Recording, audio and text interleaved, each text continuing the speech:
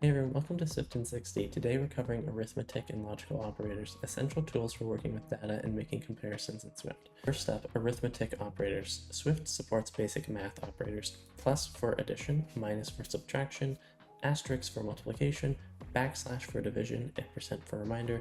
We can even see the results on the live view on the right side of the playground here.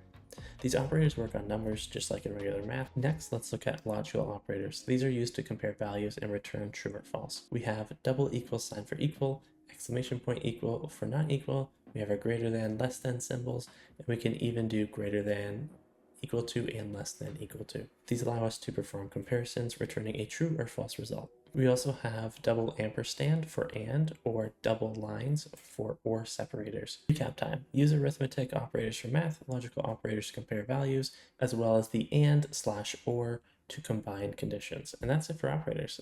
Dream big and code bigger.